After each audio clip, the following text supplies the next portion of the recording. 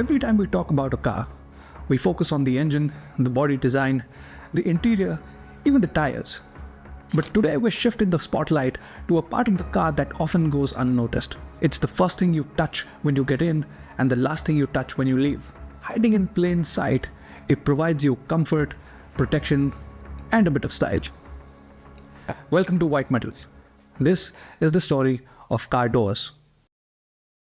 The first generation of cars ever made didn't even have doors, or even a roof.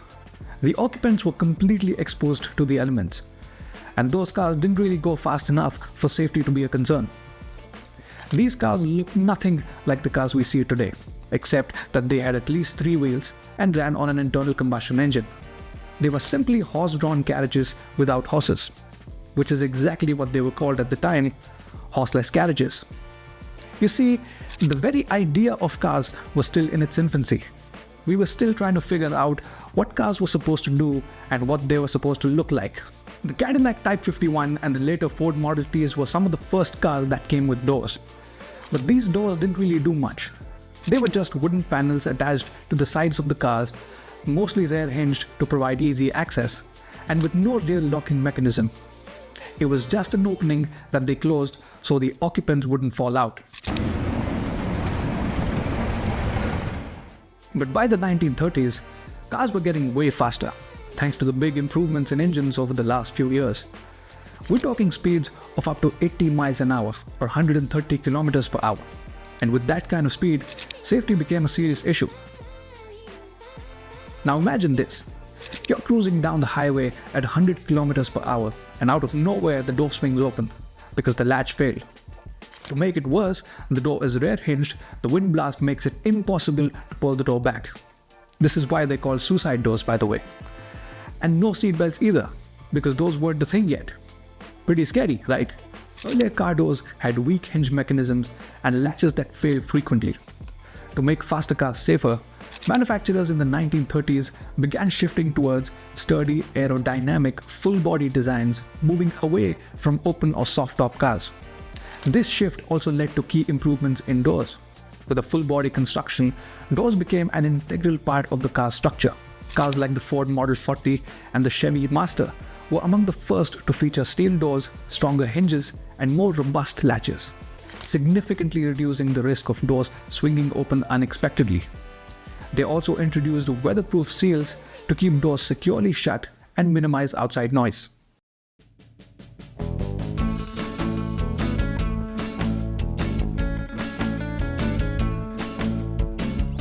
It wasn't until the 1950s, after the Second World War, that car doors began to look somewhat like what we're used to seeing today. This decade saw the birth of some of the major features that are still integral in car doors. The 1951 Packard 300 was one of the first cars that came with power windows that rolled up and down at the press of a button. Another feature that Packard started putting in their luxury cars was power door locks, or central locking. The door locks were operated by a motor and the car can be locked and unlocked at the flip of a switch. This was also the decade when car manufacturers started putting reinforced steel bars in the doors to improve side impact protection. Staying true to its character, Volvo was one of the early adopters of this innovation. And you can drive a Volvo like you hate it. Cheaper than psychiatry. Putting reinforced door panels in the 1957 Volvo PV444. And lastly, there was a newfound focus on the inside of car doors, on how the occupants interact with the door and how it feels. Chrome became the definition of luxuries. Manufacturers used chrome accents in trims, door handles, and window surrounds. Complementing all of this chrome was a two-tone color scheme on door panels using high-quality leather, fabric, or vinyl upholstery. And features like padded armrests, cigarette lighters, and ashtrays integrated into the door panel completed this recipe of luxury. Car doors were no more just a medium to enter and exit a car, but much more.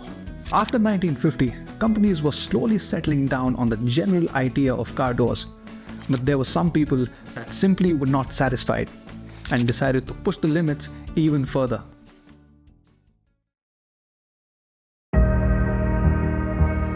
Unser Vaterland, wie den Egung die Beine keiner brechen muss! In 1951, Mercedes-Benz was trying to return to motorsports. A team headed by Rudi Uhlenhaut decided to make a sports car that could compete in races like Le Mans using components from the 300 series passenger car. And in order to do that, they designed a whole new chassis that could fit that massive 3-liter 6-cylinder M186 engine and have minimal frontal area to reduce drag. But there was a small problem. This new chassis design had structural members on both sides of the driver. This raised the door sills higher than usual, making it impossible to use regular front hinge doors. To solve this problem, the geniuses at Mercedes-Benz decided to hinge the doors along the center of the roof instead of the front. And just like that, the gullwing doors were born, inspired by the wings of a seagull. This is a 1954 Mercedes-Benz 300 SL gullwing.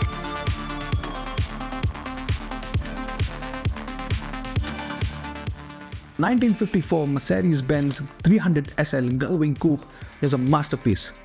It looked nothing like what people were used to seeing. No one thought you could do that with car doors. It was the perfect example of solving a problem with style. The next to drop people's jaws with their doors was Lamborghini. And this time too, it wasn't just madness that made this happen. It was just another designer trying to solve a problem. The Lamborghini Countach was first showcased at the 1971 Geneva Motor Show before it went into production in 1974. Designing the doors on this car was a particular challenge. You see, the Countach was wider than most other cars at the time, and because of this, it didn't have enough space on the sides to open the door when parked in tight spaces, and the massive engine bay behind the driver made it impossible to swing behind while backing up. So designer Marcello Cantini decided to use something from his previous work on the 1968 Alfa Romeo Carraro, and this is how scissor doors were born. These doors are hinged to the A-pillar of the car right beside the windshield. They open upwards and forward, freeing up space on the side of the car. Another weird perk of these doors was that while backing up, the driver could open the door and peek out to get a view of the rear. The Countach was a hit. It paved the way for many more iconic cars from Lamborghini, and scissor doors became a signature of Lamborghini's design language, and they haven't gone back ever since. Well, turns out gullwing doors and scissor doors were just the beginning. Designers kept pushing the boundaries and reimagining car doors for years to come, swinging the creative pendulum between extremely functional to batshit crazy. Let's take a look at some of the craziest doors ever designed. In 1988, BMW launched the first generation of their convertible sports car, the Z1. With a 2.5-liter inline-six, this was a proper fun car. But the real party trick here was its doors. BMW wasn't really trying to solve any problem. They just wanted to make something cool, and they ended up making the coolest damn cars at the time. At the press of a button, the BMW Z1's doors and windows slide down to the door cells in one smooth motion. It is powered by an electric motor connected to a series of cables and pulleys. It can also be operated manually using a crank in case of power failure. And the craziest part? While everybody else is driving with their windows down during the summer, you can drive with the doors down. How cool is that?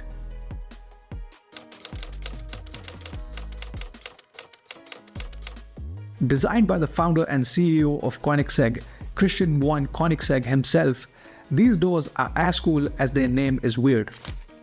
Looks that would turn heads and a mechanism that would make any real engineer orgasm. They were first designed for the Koenigsegg CC prototype in 2000 and later came into production with the CC8S, the first car Koenigsegg ever produced. The objective was simple: to make doors that open high enough to avoid curbs, yet low enough to avoid garage ceilings. These doors pop outward and then rotate forward 90 degrees. The doors are mounted on a rotating gear at the end of a parallel arm which forms its hinge. The parallel arm pops the door out and the gear rotates the door forward. However, these doors are not without their flaws. In spite of the explicit design objective, these doors still touch the curb. In fact, Koenigsegg had to install sensors to detect curbs and adjust the opening angle of the door.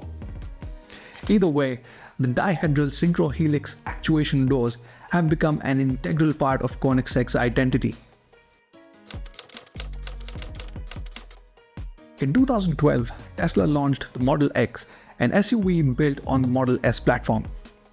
One of the most unique features of this car was its doors, the Falcon Wing doors. Tesla uses them exclusively on the Model X and have been going strong for almost a decade now. While they may look like the usual gullwing doors, what makes them special are the double hinges. The Falcon Wing doors have two hinges each, one on the center of the roof and one right above the windows. This allows them to be pulled inwards while lifting them up, making it possible to open in extremely tight spaces. They also have ultrasonic sensors and cameras to detect obstacles in their path and adjust their opening angles. The Falcon Wing doors may seem a little over-engineered, but hey, it's a Tesla. While it is extremely easy to get in and out of the car, in case of an emergency, it is that much harder to get out. Almost as if Tesla wants you to die inside the car. If you think that was crazy, wait till you look at some of these concepts. Concept cars give designers more freedom so that they can go completely crazy with their designs. An ambitious project led by the Russian oligarch Mikhail Prokhorov, Auto was a joint venture between Yarovit Motors and Koenigsegg Investment Group. Mikhail wanted to break the stereotype that Russia cannot produce good cars. The Automobile was first introduced in December 2010 in Moscow. This was a series hybrid car, which means the IC engine produced electricity, which was then used to run two rear electric motors, and a supercapacitor would provide a small energy buffer. To make things even weirder, it was supposed to have a rotary vane type engine. But we don't know if that went through. But the weirdest part of this car were the doors.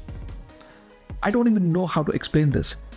The doors slid horizontally backward until they reached the back of the car so that the front and rear seats are accessible. Like most innovative doors, these too were designed to open in tight spaces, and they do a pretty good job at that. But it's not clear how the mechanism works or how reliable it is. The Automobile was supposed to go into production in 2012, but after multiple delays, the car never saw the light of day. For a company with no experience in making cars, it was way too ambitious and complex to execute. In 2014, Automobile Technologies was transferred to a government-owned research institute for a symbolic price of just €1. The Saab Aero X concept was unveiled in 2006. This car embodied Saab's heritage in aviation, and it showed in its cockpit-inspired interior styling. But where Saab really took this aviation influence to a completely new level is the doors.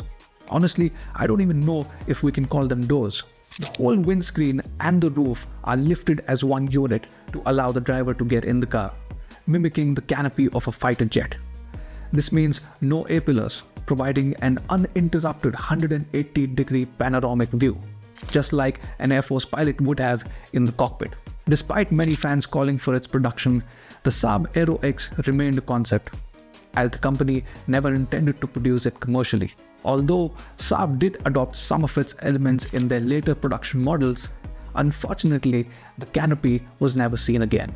While Saab is no longer in business today, the Aero X still stands as a hallmark of Saab's vision for the future and its Scandinavian roots. So that was the story of how car doors evolved from simple wooden panels to complex contraptions straight out of a science fiction movie. Thank you for watching. If you enjoyed this video, give it a thumbs up and subscribe for more content like this. And don't forget to take a look at our merch. See you in the next video.